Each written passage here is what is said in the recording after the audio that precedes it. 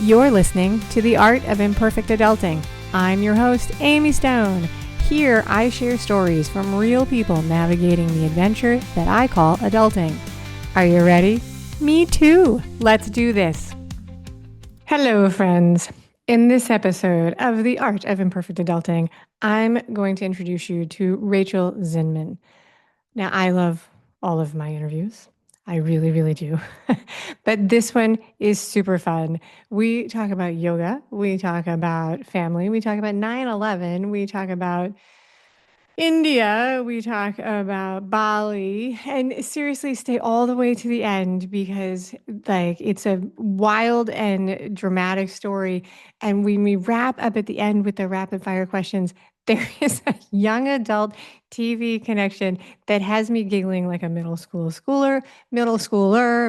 girl, however I want to say that. This is so much fun, you guys. So if you're ready, then I'm ready. I really am. I really am. Let's do this. Rachel Zinman, welcome to Imperfect Adulting. Hi, Amy. I'm so happy to be here. I'm happy you're here too. Are you ready to have a fun chat? I really am. That is good. That is good. So you gave me a hint about this a second ago before I hit record. I start most of the interviews by asking people what part of the world they call home. Where do you guys call home? Australia. Australia. Oh, I have not been there. I sent my son, one of my kids there a couple of summers ago, but I haven't been. And I really, really want to remedy that. I've wanted to go since I was a kid, but it's so far from where I live.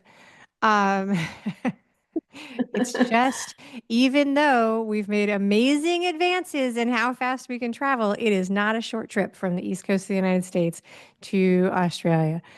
So now tell me and the listeners as much or as little about the people you live with in your family as you want to, just to get a connection between you and the audience. All right. Well, I live in Australia and I've been living here for nearly 40 years. I'm actually from the East Coast of the United States, born in Holland, and then moved to the US. And I'm actually the daughter of a symphony conductor. And so I spent a lot of my life traveling, meeting lots of different interesting people. And I came to Australia on he had a work gig here. He was conducting the Sydney Symphony, and I just came for a holiday. And I actually fell in love with my step cousin. And I was supposed to go to Juilliard as a dancer in New York, and I ended up dropping that gig and moving to Australia and found my way, into an adventure. But right now, I am married to a beautiful yogi and teacher of something called Atma Vidya. And I have a 31-year-old son who lives in Melbourne, and he is an amazing musician and graphic designer. So that is fantastic. So I grew up in an apartment and there was a symphony musician in the building, small building, Upper West Side of Manhattan. And he was a drummer. He played the big round drums, the timpani drums, right? Yeah. So, and he also gave drum lessons. I was friends with his daughter. And so there were all these signs all over the place about when he was. There was big, the point is, the joke is, there were big meetings among the people who lived in the building about when the drumming was allowed and when it was hopefully not allowed. Like this was the whole thing. But it was a delightful part of being in the building. All right. So you submitted to be on the show, and I read your submission, and I immediately dubbed it your Eat, Pray, Love story. And I do you know what that reference is, or is it too old? Absolutely. Okay, there will be I would people who have will listen to this who will not and watch it who will not know. They'll be like, "What is she talking about?" Yeah, no, definitely semi eat, pray, love. Yeah, let's just There you say go. Well, I mean, right. It's not going to be 100% match, of course. But for those of you who don't know, it's a book. And there was a movie with, I think, Julia Roberts. It was a big hit. Everybody wanted to just do the thing. So I'm going to gently walk you through what I know of your timeline. I'd love to back way up to before you took this trip. How old So I wrote this question before knowing I think there are two husbands in your past. How old were you when you married your first husband? Is that the way I want to ask this question? Yeah. Okay. Yeah. So I was 25 when I got married. Yeah. Okay. All To right my then. first husband. Your first husband. Very good. And let's briefly talk about sort of that, like just to set it up for what brought on this decision to make this change. Um, like talk about our life. I have a little bit more information than I had when I started. So you guys, it sounds like you guys did have a kid together. What was life like with you guys when it was good? Yeah, so it was one of those whirlwind romances. I love I, that. I had all these factors that sort of drew me to this person. I met him at a cafe, or I met him at the opening of a shop, and he was very sort of forthright and intense. And my girlfriend said, "Oh, he's the same. He's like this star sign, and you guys would be perfect together." And I kind of sort of was intrigued, and I kept running into him, and he was very forthright. He would say things to me that I found really kind of garish and jarring, but I kind of was intrigued. And then I was in another relationship at the time, and that kind of ended very fast. And I kind of went on a road trip with my husband's my ex-husband's best friend. And he kept saying to me, "Oh, we should go around and visit this guy Nick. He's really interesting." And so then I went over and visited him, and he played a song, and I fell in love with the song. And I thought, wow, this guy's a musician. That's so cool. I come from a musical family. I'm really interested in that. And then I went home and I had this dream. And in the dream, I saw that he had a dove in his hand, and I was supposed to rescue him from I don't know. And so then I just kind of got obsessed. And I decided I had to go and find him. And I found him at this restaurant. And like I said, he was closing. And he said, "What are you doing here?" And I said, I had this dream. I'm supposed to rescue you. And we walked onto the beach because we live in a beach town. And we just sort of fell into each other's arms. And 3 weeks later, we were engaged. And so it was, Whoa. yeah. And my Nice. parents, my parents happened to be there at the same time, and they sort of really clicked with him and thought he was a really great dude. And they were like, "Okay, this seems like the one," because I was like 25 and all starry-eyed, and it was all wonderful. And so off we went, and he was very musical, and I had been a dancer, and we started writing songs together, and I think we wrote 80 songs together, like in the first, year that we were together, and we got engaged, and then we got married a year later, and we had like a wedding in America, and it was all very la la la, and it was all beautiful. And then a year later, we were pregnant, and there were some things that were As kind it of like, happens. and there were some things that were kind of. I just want to say good job following the schedule. You get married a year later, you have the baby. That's the time frame. If you're following the rules, checking off the boxes. But there were some things that went on when I got pregnant. He was a very impulsive person, and he had a tendency to kind of get involved in things. So he was really like, I was really into yoga when we met. I was like super focused and dedicated. I just discovered it maybe 3 years before, and I was meditating 2 hours a day, and I was doing my yoga practice. And this was in the like early 90s, late 80s, early 90s, when people weren't really like obsessed with yoga the way they are now. So it was like a life path for me. And he kind of joined me. He gave up drinking and smoking and whatever he was doing. And he said, "No, I'm going to do yoga now." And that was like my initial rescue. It's bringing him into this very healthy, um, relaxed, way of being. And but when I got pregnant, he decided to do some course called the Change Consultancy Training. And after the first weekend of the course, he came back and said, "Oh no, I'm not being myself at all. I want to go back to all the things that I normally do, which is drinking and smoking."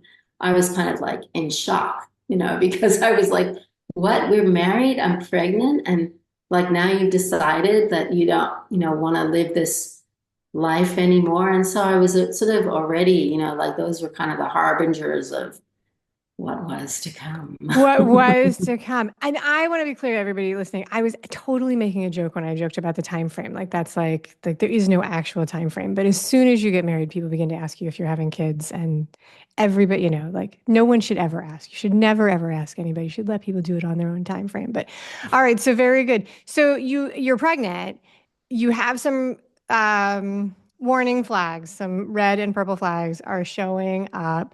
But you continue for a long time. So you talked about your father was in the symphony. Tell me a little bit about your family growing up, just to get an idea of your thoughts on marriage and family overall, because, some people grow up with a very traditional idea of family and other people grow up with a very different idea of family and marriage. And it all comes Yes. out when we get married or if we decide to get unmarried. That's when these things show up.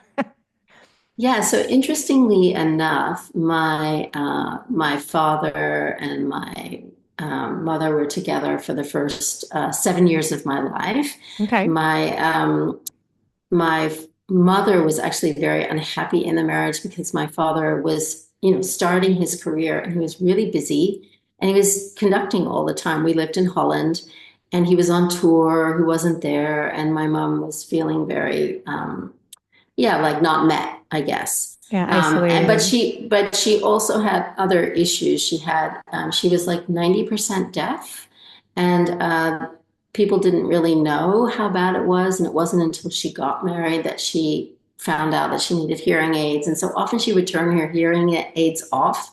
And so, people wouldn't, she would seem like she wasn't really interested or not listening or whatever. And so I think it was difficult for my father, but she decided to leave my father. And so my father was kind of shocked by that because by that time they'd been married for about 15 years. And then he got on a plane to go on tour. And he sat next to a woman who, ironically, was someone who was a friend of mine when I was a little girl in the orchestra. So I would get on the bus and go on tour sometimes, and I would sit next to this woman. And she and I were very close. And she had even asked my mother if she could have me for the night and I could stay the night with her. So I remember having a night at her house, playing with her and having a nice time. Anyway, my dad didn't really know her. She was just a member of the orchestra. And he sat next to her and they had this conversation on the plane and they fell in love. And Wow. so my mother had already left him, and so they fell in love. And so she became my stepmother. And because I already knew her, when they got married, it was sort of fine, somehow fine for me. I had this beautiful connection with her already as a young child. And then, anyway, so my parents got divorced, and we moved from Holland to New Jersey. And my father got a position in New York, in Rochester, New York. And so I was going back and forth between New Jersey and New York. Plus, I was a bilingual child. So I spoke Dutch, I spoke English. I came from this European background, and now I'm in this American background. And I'm, kind of shuffled back and forth. But in my father's house, it was like a cavalcade of musicians. Like all Yeah. the famous musicians were coming through, and then musicians were living in the house. It was crazy. It was like a very, I don't know really how to describe it other That than was it very was just arty, very bohemian, very very bohemian, very Renaissance. arty. Yeah. Yeah. And Yeah. then my mom, Yeah. So was and your mom also in New Jersey at that point? Like, so were you all in the same geographic space? so my mom was in New Jersey and Okay. my father was living in Rochester, New Oh, York. so And split. Yeah. yeah. And then my mom got sick when I was 10, and then she passed away. She had a Okay. brain tumor, she had a stroke. And so we moved in with my dad. And that Okay. was really when I was really immersed in this very creative life. And then I wanted to be a dancer. And because my dad was, in a financial position to make that happen, I just spent all my time dancing. So I, was at ballet more than I was anywhere else, with the aspiration to become a professional dancer. So that Wow. was kind of, my whole upbringing was dance, music, going to concerts, being surrounded by very famous artists and musicians. Yeah, so that was kind of That's my delightful. upbringing. So, but you had an early concept. So it doesn't sound like you, and correct me if I'm wrong, it sounds like you had a concept of the idea that relationships change depending on where the people are in their life versus a very rigid, We make one decision and it's forever. All right. So people who are listening are watching are probably already going to make the guess that something happened in the relationship. Go ahead and talk us through this marriage breakup, this dissolution. What happened? It's quite complicated how it happened.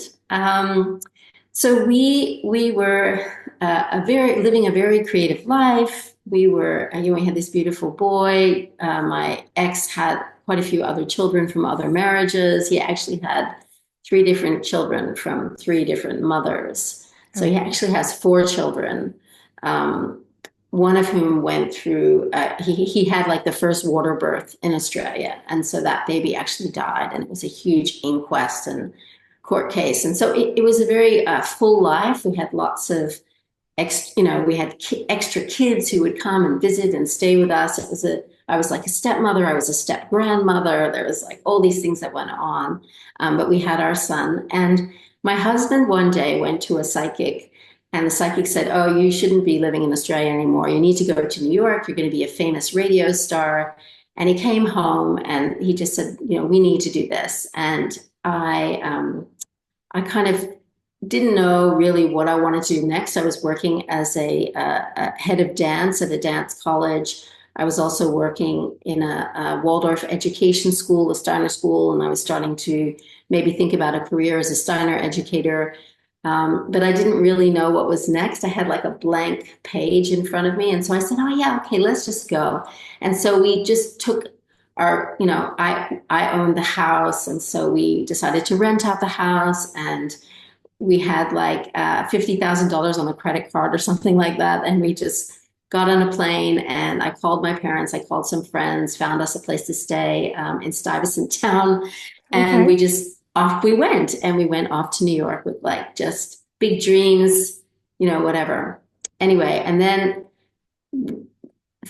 all that time, everything was really fine in the relationship. Everything was fine. We were loving each other. He was a bit indulgent, but I had found ways to kind of cope with it, and everything was fine. And then we got to New York, and I guess pretty quickly it became apparent that he wasn't really going to be the breadwinner, and that I was going to have to do it. And I had been sort of a yoga enthusiast, and I taught some yoga classes, and I'd been studying at that stage by 10 years. And I went to a yoga studio, and just, randomly found it in the yellow pages when we had yellow pages, and went to before phones and everything, went to the yoga studio. And there was just a series of coincidences that happened that made me realize this is kind of the yoga studio I should be at. So I was sitting there, and there was these pictures of these gurus on the wall, this teacher on the walls. And I thought, oh, he looks kind of like maybe he's a guru or something. I don't really want to do anything with gurus. I'll just like go to the other classes.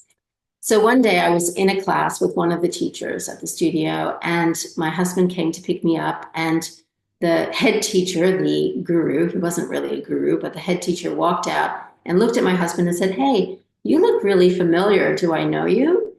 And he said, "No, I don't know you, but my wife's in there, and she's a very experienced yoga teacher, and she needs a job." And so the yoga guru said, like, "Oh, well, that sounds interesting. Let me meet her." And so I walk out of the class, and I meet him, and he says, "Oh, I hear you're a really experienced yoga teacher. We happen to need an experienced yoga teacher. Why don't you come out to lunch with me, and let's see if you can teach here?" And it was just like so random. Anyway, Yeah. so I go, I have lunch with the guy. First I go to his class, then I go and have lunch with him. And then he says, "I think, I feel really like there's something here. There's a connection here. And I think you should teach for us." And that began a huge sort of change for me in my life, where I was not only teaching at the yoga studio, but I was also running their teachers training and teaching on their teachers training, and just basically kind of, being very close to him as a student. And he was kind of my mentor, and he introduced me to the depth of yoga. And he was from South Africa. Okay. And he came to the States, I guess, in the late 70s. And his father was also a very big yoga teacher who came from South Africa, and they had a strong connection with India and Indian teachers. And so while we were in this thing with the yoga, I got more and more into the yoga, and things started to happen to me that were kind of really opening me up and forcing me to question, really question. And this created a lot of restlessness in our relationship because he was creative and he was open and he was spiritual, but he felt very threatened by these experiences that I was having. And that started this kind of thing. And he would go on these business trips, and who knows what was going on those business trips. And he would sort of disappear for a while and say, I want to go here, I want to go there, I want to explore this course. He was very spiritual and wanted to do all these self-development courses. And, I was kind of earning all the money and keeping us all going in New York. And then, he would just sort of go off and do these things and come back. And I would be like, and he would talk about some women that he'd met, but then nothing happened. And this was kind of all going on. Yeah. So that was the beginning. That was the beginning. So you discover yoga and you get very passionate is the word I'll use about that, very connected to it as a part of you and a profession. You're raising your son.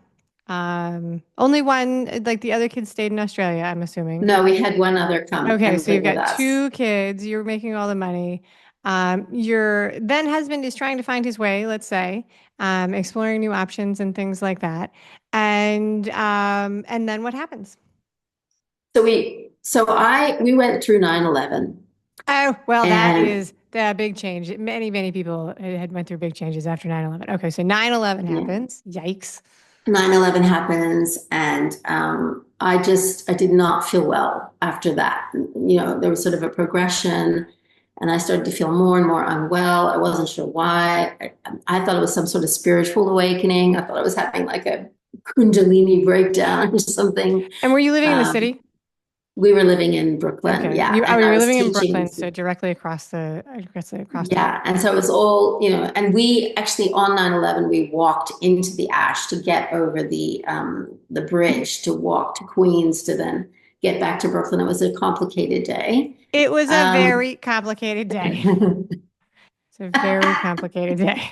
But yeah, the power all went down, the tunnels all closed, the bridges were closed. People thousands and thousands of people had to walk hours and hours to try and get home. Yeah. Yeah. So that was that day. Anyway, so things got worse and worse, and I just felt like I wanted to go home. I wanted to go back to Australia. We had a house here. We had a life here. I had friends here. I'd, been already living in Australia for 20 years at that time. I was or 15 years or whatever. I was like, I just want to go home. So my yoga teacher really wanted to keep me in New York because, I was working I was working for the institution. I was making money for them. Like it was all happening when I was there. And so he was sort of like, I don't really think you should go. And I was like, no, I really want to go, So he said, okay, a change happened in the business. They sold the business to a bigger yoga conglomerate. And they said, okay, well, you can go, but take the teaching system with you, take the whole teaching system with you. So I finally was able to get out of there, and we moved back to Australia. And I think at that point, that's where things really started to get a little testy because we got back and I was really happy, and I started telling people about this beautiful teacher training and sort of getting people involved in that. But I also kind of met someone who was more into yoga, another fellow yoga teacher, let's say, not my husband, but somebody else. And he was very intense and persuasive, and I kind of got a little bit sort of Svengali'd by this person, and it was very threatening for my husband. And then he also decided that he wanted to sort of be sort of more exploratory.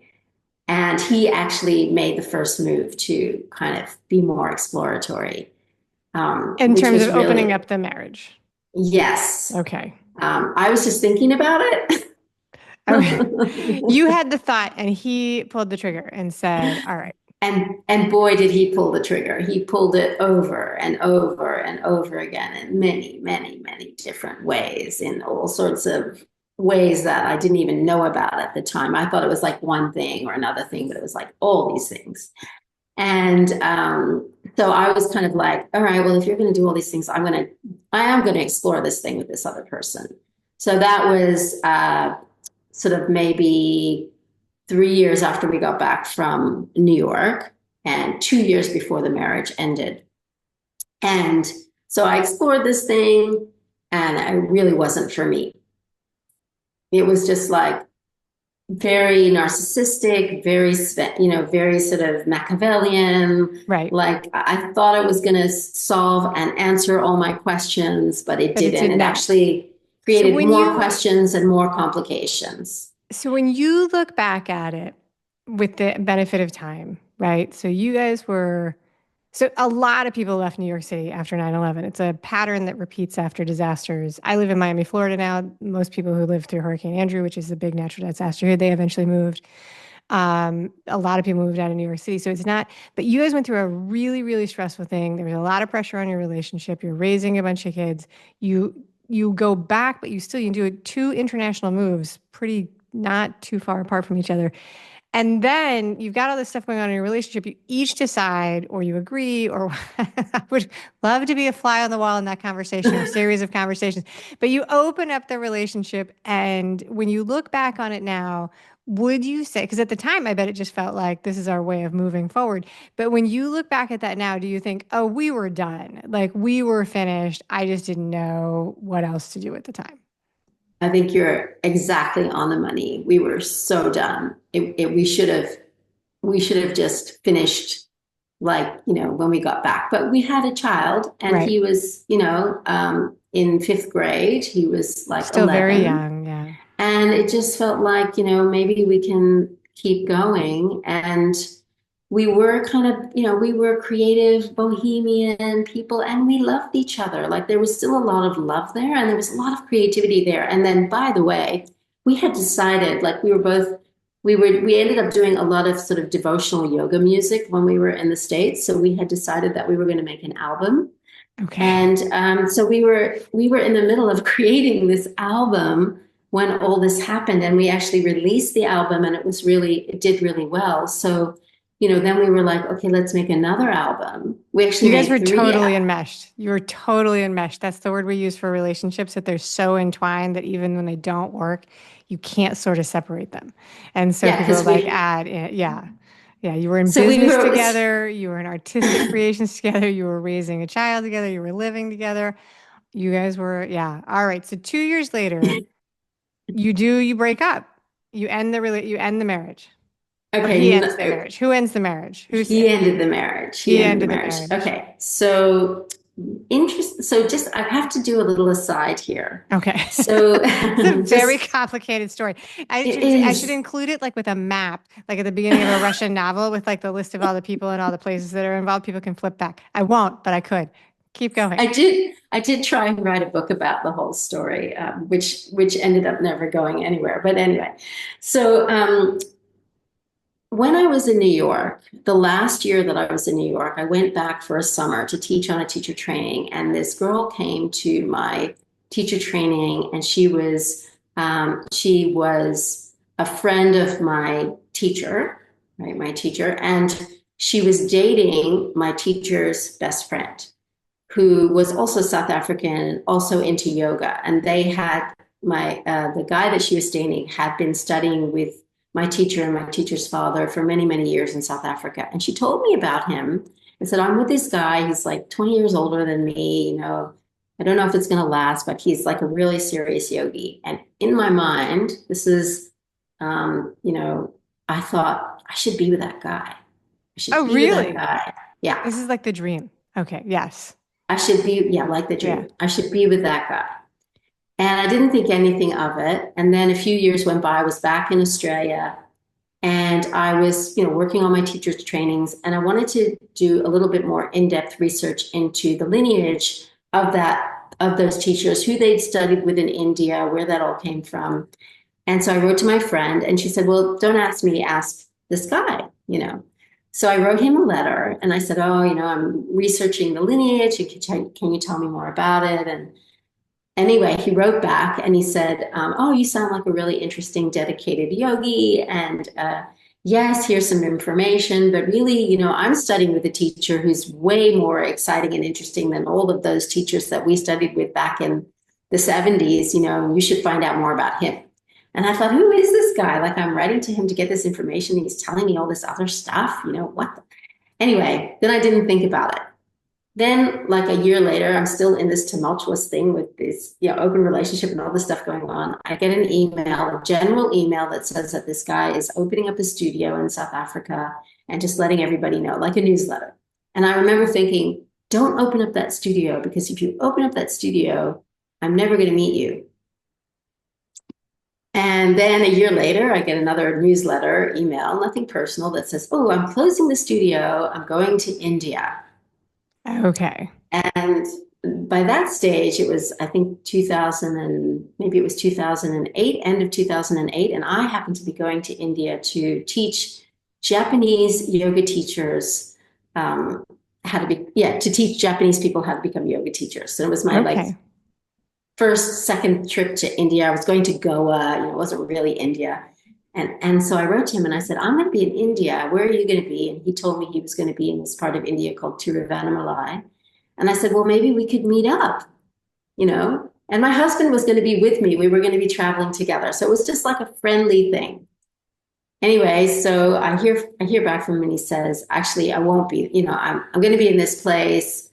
And yeah, we could meet up. But then when it got closer to the time, we missed each other. We couldn't meet up. Star-crossed. Okay. Yeah. This is like foreshadowing. Foreshadowing. And then the next year I was going back to India again. And I said, like, we should meet.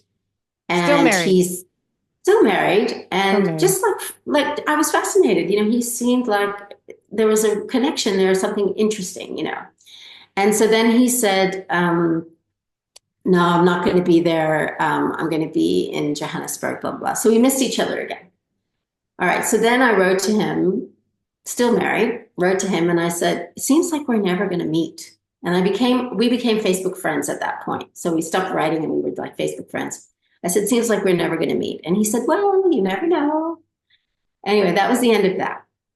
And then my husband decided he was going on a business trip to Israel. He was going to do some things in Israel, a workshop. He was working for this workshop company where they were running self-development seminars and he was working for them, whatever.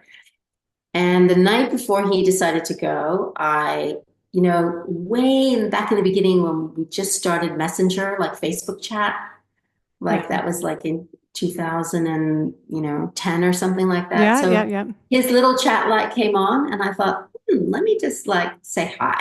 So I just said, hi, how are you? Da, da, da. I thought I'd try this. Maybe we can have a little chat.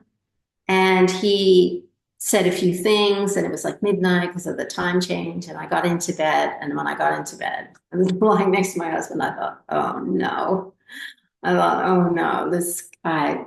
Something's going on here. This is really big. Everything in my body was just like, this is the next step. But I was like, I'm driving my husband to the airport, drop him at the airport, run back to the computer. Do you have Skype? And anyway, so my husband's in Israel and on this workshop and he's texting me, but slowly the texts are getting further and further apart. And I'm kind of with this guy having these conversations that are just getting more and more interesting and intriguing and, amazing. And I'm learning all this stuff from him. And it's all related to my life with yoga. And all these, things are just clicking over. And I'm thinking, wow, this is amazing. Anyway, so what happens? Time goes by, maybe a month goes by, and I'm in the middle of teaching a teacher training as well. So I'm really inspired while I'm teaching these yoga teachers, and I'm having these wonderful, friendly, interesting conversations. But my husband's just not texting me, and I'm thinking, he's still in Israel. Still in Israel on this workshop, not texting me. And then he's supposed to come back, and obviously he texted me with the plane details or whatever. And so I said to this guy that I'm talking to, I just said, look, my husband's coming back. We can't have these conversations every night anymore. We've got to stop. I've got to get back into my life. Like, I didn't really think, oh, I'm in love with this guy. Or I didn't know him. It was like a chat, like it Yeah. wasn't like that. But I had this dream the night before my husband came back that he came home and he told me that he was leaving me for another woman and that our relationship was over.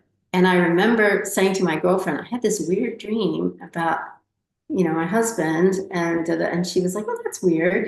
Anyway, so he comes home, he walks in the door, he sits me down, and he says, "I fell in love with another woman in Israel. We moved in together, and she's coming here in 6 weeks, and I want to break up." I have so many thoughts running through my head right now. I have so many thoughts running through my head right now.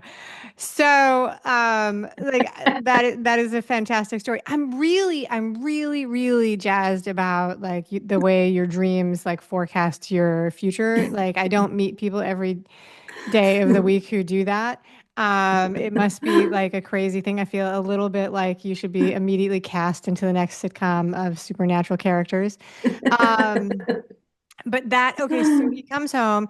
So that is really interesting. So what was it, like a deja vu feeling in real time because you had had the dream? Were you like, oh my gosh, like I had you like halfway processed it, or were you just like, I mean, it sounds like this has happened to you at other times in your life. So when you have these forecasting dreams and then it happens, does it help you? Were you more prepared, or is it just as much a bombshell like as anything else?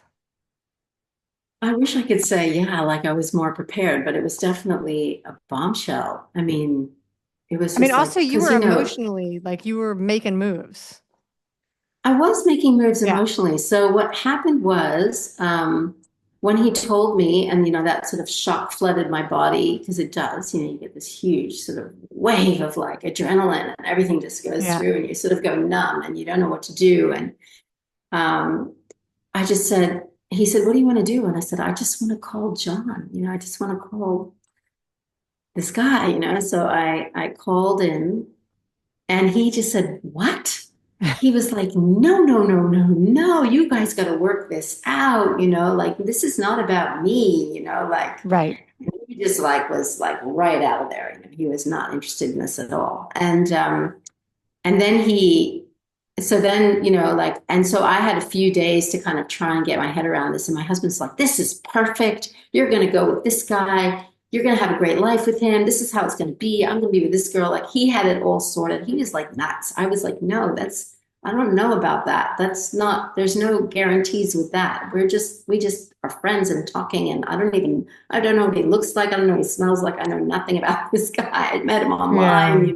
never seen him." So funny. I don't know what he Anyway. looks like. I don't know what he smells like. I don't know how he makes his coffee. Oh my gosh. but All right. but I can tell you something pretty well, which happened pretty well straight after that, which was that I wrote a letter to this guy, and I'll say his name, John, because he's my husband, and we do have a beautiful life Okay. together. All right. Very good. So I wrote a letter to John, and I said, "I really think that after all that's gone down, we should meet. We should definitely meet."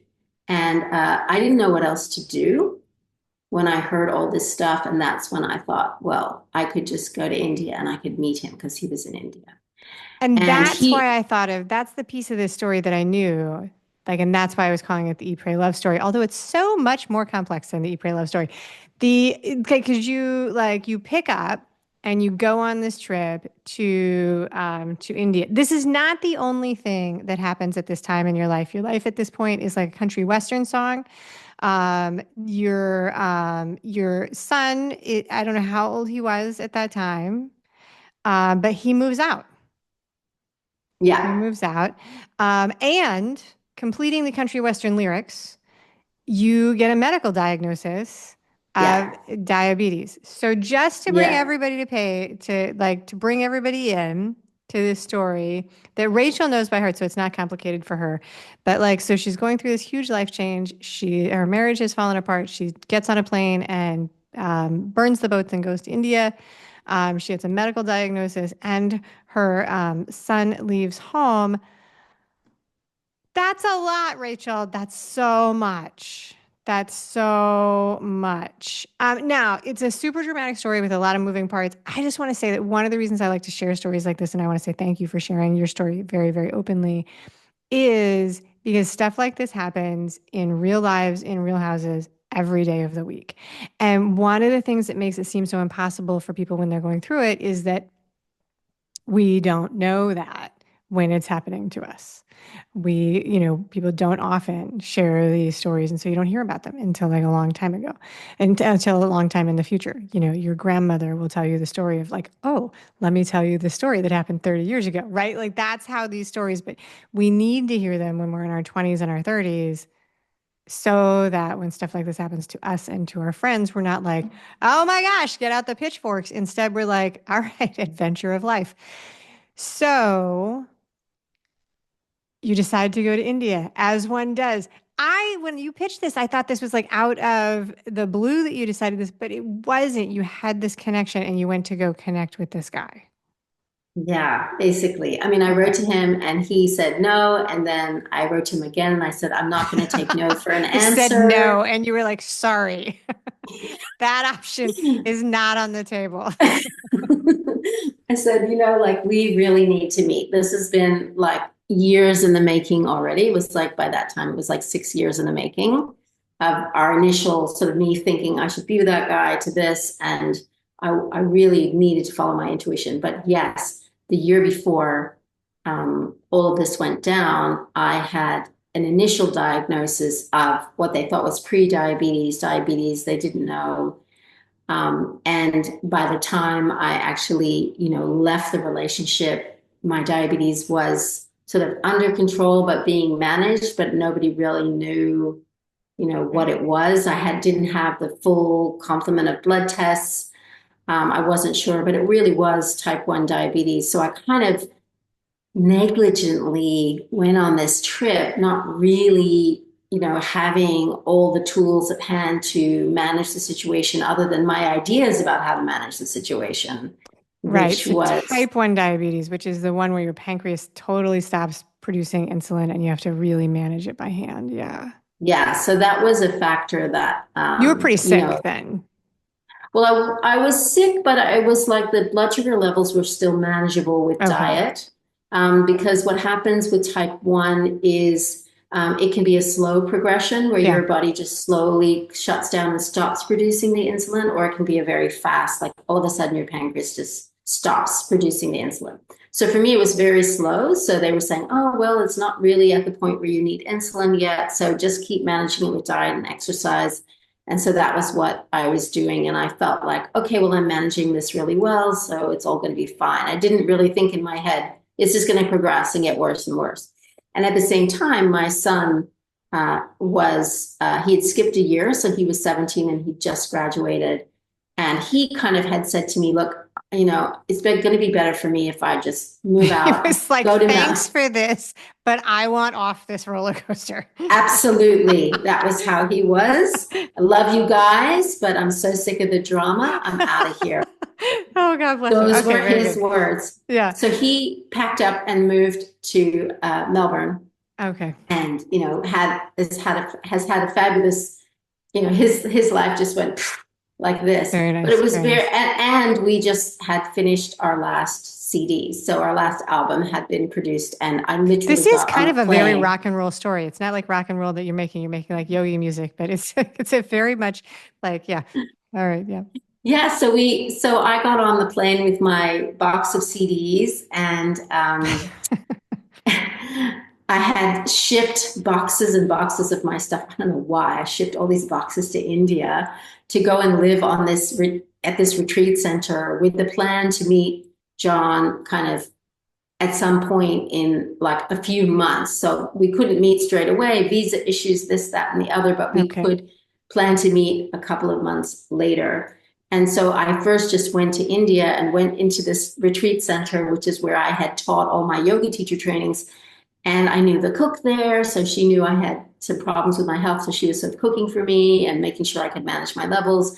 And I just did all the workshops that came through, like all the Yeah. self-development stuff and all the yoga stuff, and just cried and cried and cried and cried So and actually, I cried. mean, that's actually, there's some kismet there, right? Which is, India is famous for its, very fresh veggie forward food.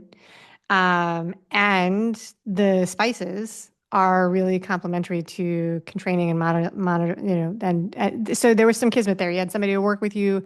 You were in a foreign country, but there was there. All right, so you're in the retreat center. You've got your boxes of CDs. You've said goodbye to your old life. How long were you there? Like, I mean, did you have a plan for how long you were going to stay? Was it like, I'm moving to India, I live here now? Like, what were your thoughts at the time? I was so out of my body. I was so shocked. I've been married for 20 years. Um, I didn't really know what to do with myself in a sense, like in a future sense. I just knew I had things organized, like because I was a global yoga teacher at that point, so I had gigs all over planned. Like, I had a festival that I was going to be teaching at in Bali. I had 3 weeks of work in Japan. Then I had some work in Europe. So I knew that I couldn't stay in India permanently. But I sort of thought I'll start here and I'll just see what happens and I'll meet John and we'll kind of go from there. So when I got to India, it turned out that when we could meet, we would only have 10 days together to get to know each other. And I said to him, look, I don't think after all this time, the 10 days is going to be enough. So he said, well, where are you going next? And I said, well, I have to go to Bali to teach this on this festival. And he said, well, I'll come to Bali with you. I was like, okay, first of all, don't know the guy. Second of Right. all, like, okay, follow me to Bali, whatever. And then I said, then I'm only in Bali, for like 10 days. He said, like, where are you going next? I said, well, I'm going to Japan. He said, oh, I always wanted to go to Japan. So this begins the nomadic tour of Rachel and John getting to know each other. I so see. then, so I then see. I'm running around getting it because he's South African. He has to have a visa everywhere. So I'm organizing the visa. Still don't know the guy anyway. So it ends up that he, decides that he's going to travel with me on this whole trip. And I'm like, what if we don't like each other? Like, Right. we don't know each other. We don't know anything. And he's like, don't worry about that. If we don't like each other, we'll just, part ways and roll around on the floor laughing and say goodbye. Had a really brilliant attitude because he had a brilliant attitude because he'd been living on an ashram for 7 years, studying this beautiful system of knowledge with his teacher, where he really came to understand the source of joy, the source of peace, the source of everything really. And so he was, a living example of that. So everything to him was sort of impersonally, everything just, I don't really know how to put it into words, but he just has this great attitude towards life because he So, sees but it for you're what it like a is. freight train at this point. Like, you're like, your life is changing. You are questioning your identity. You've been married for 20 years. You're trying to figure out what you're doing. You hadn't actually you were doing the same job you had been doing before. So, like, your marriage had changed and so on, and you had changed your home base, but you were carrying forward the patterns and the actions from before when your marriage broke apart. And then he comes and he's like leveled up in his mindset work, and he's a calming influence. And you guys come together in the crazy Rachel John World Tour, which honestly sounds like the greatest vacation ever. You're like in India, you're going to Bali, you're going to Japan. I'm very envious of this. Um, but so the dot, dot, dot here, that we're going to wrap up a little bit and bring all these things together, that becomes your future. You guys, like, what changed in your life is that you and John become partners. Yeah. I mean, it was just absolutely meant to be. I mean, when we came together, it was a very magical moment. We hadn't met, but we organized to meet in India, and he kind of flew in and I walked up to him. We met on a beach in the south of Goa, and we just took one look at each other. We had a bit of a hug, and we walked down the beach together. I think we had a bit of a kiss, and then that was it. It was just like absolutely meant to be. And That I is think amazing. the big thing was that he wanted to share everything that he'd been experiencing. We had a strong connection. His whole family's from Holland. I grew up in the town that his whole family lived in. We had no idea about that. We just had so many different kinds of kismet connections. He'd come to Holland when I was like 7 years old. He'd been in Australia when I was in Australia, like all these points where we could have met, even though we're 15 years apart. We didn't meet. And then we had this moment where we met, and then it just became we have to work together, we have to teach together, we have to live together, we have to be together. And there was just absolutely no question.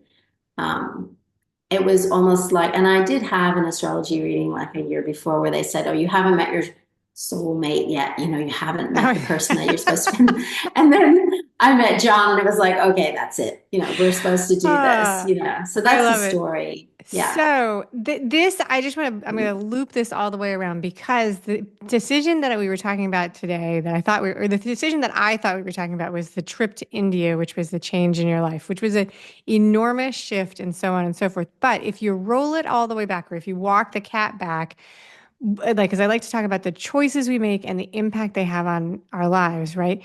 If in New York you had not become a yoga teacher, none of this would have unfolded the way that it did.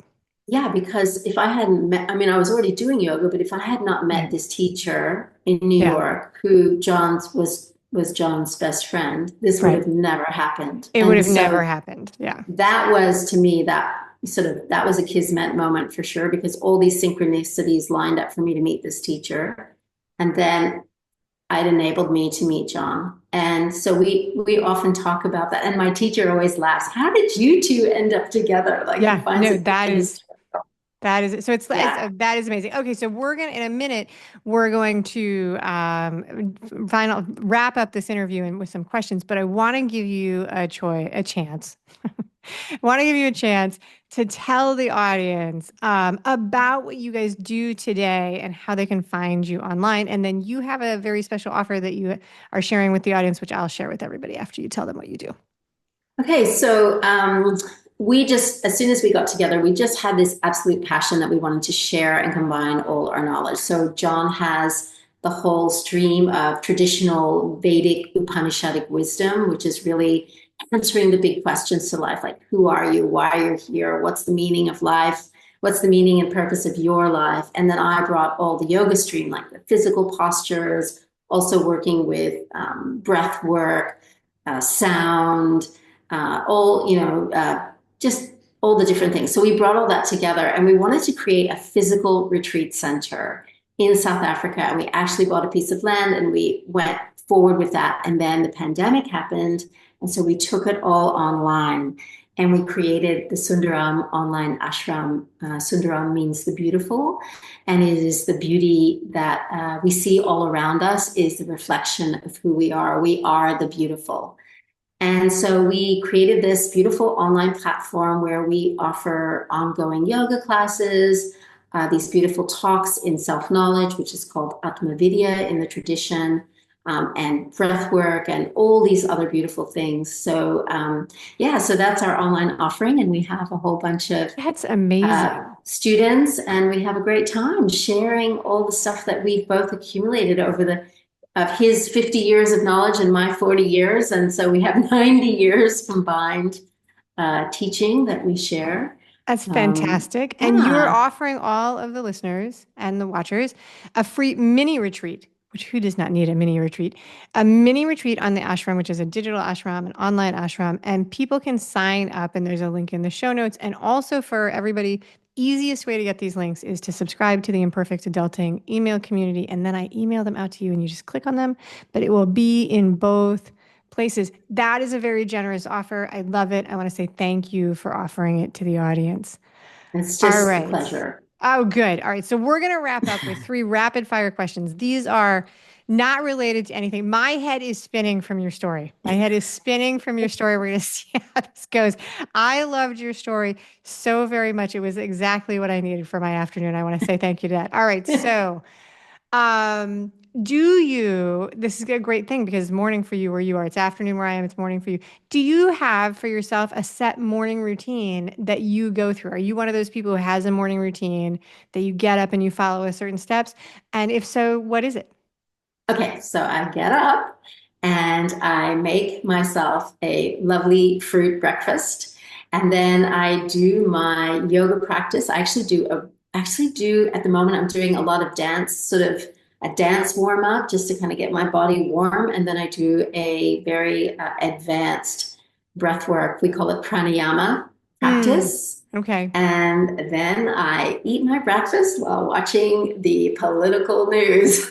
Oh my gosh.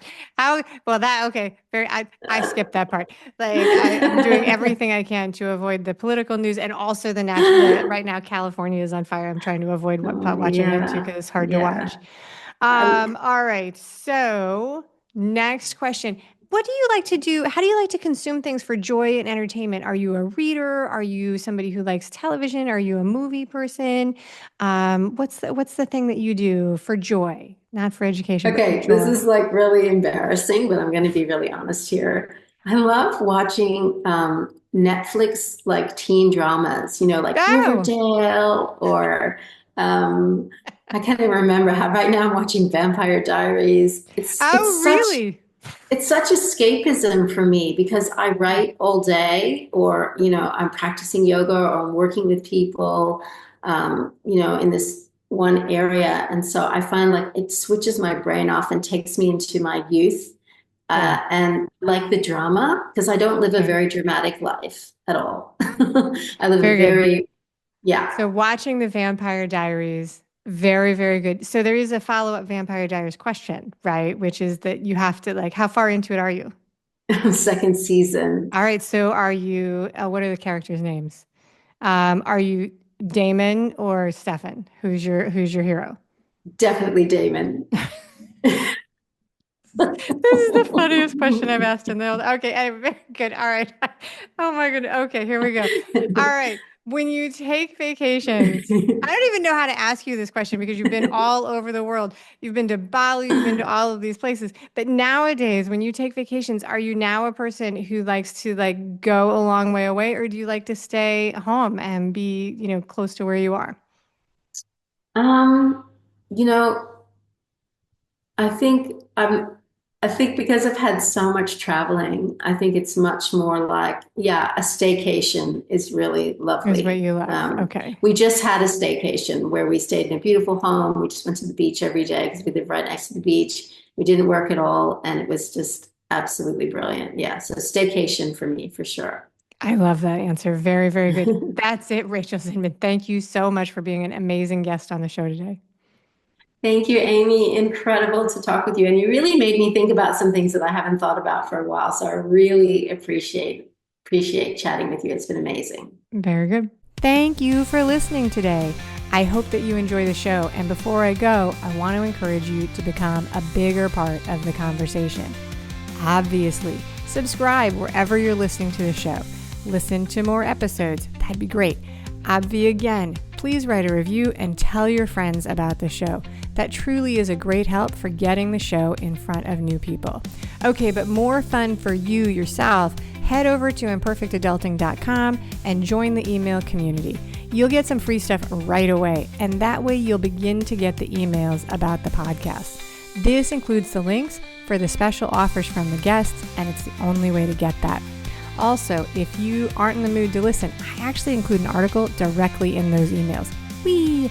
Now, if you love this and you crave more time with me, Amy, as a coach, a mentor, or just adultier adult, numero uno, check out The Village. If you have a story you want to share with the listeners, I'd love to hear from you. I have an open application. Just let me know you want it. And that's a wrap for today. Until next time, remember, the journey is the destination. Ralph Waldo Emerson said that, not me. Well, until just now, I did just say it. But what I want you to hear today is that if your adulting journey isn't going the way you expected, That may not mean that you're lost. It may just mean that you're on your way. This is Amy Stone, signing off.